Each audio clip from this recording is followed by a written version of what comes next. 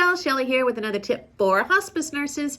So I've received some questions about treatment for terminal agitation. So I'm going to talk a little bit more about that today. And I'm talking about the agitation that can occur right at the end of life, in the last days or week of life. So the first thing we want to do is try to create the calm, familiar environment. So familiar is even more important than what we consider calm. You want it to be as close to what that patient is comfortable with as you can possibly get it. Second thing we want to do is make sure that we're not doing something that's causing the agitation.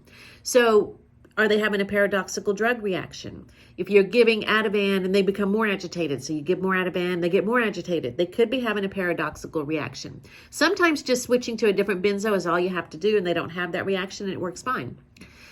Also, some nebs can cause agitation, some of the medications that we put in the respiratory treatments. So if you notice that they get more agitated after a treatment, talk to the doctor, switch to a medication that is less prone to causing agitation. And then thirdly, and probably the number one cause of terminal agitation, in my opinion, is suctioning terminal secretions. Suctioning almost always causes the person to become agitated.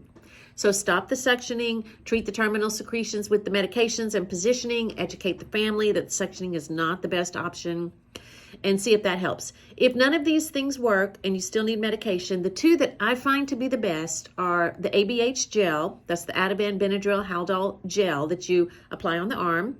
Remember, with this, it usually is not effective until your second application. And if that's not a good option or doesn't work for the patient, then I like to try Valium suppositories. I have never found the 5 milligram to be effective. It's always taken 10 milligrams. So if you do start with the 5 milligram and it doesn't work before you give up, try the 10 milligram. A lot of times with the Valium suppositories, it only takes 1 or 2 and that stops and kind of breaks that cycle of agitation and then they're okay after that. So I hope this tip was helpful. If you have any tips for hospice nurses that would be helpful, please let me know. I'd love to share them here. And remember, together we can change our world.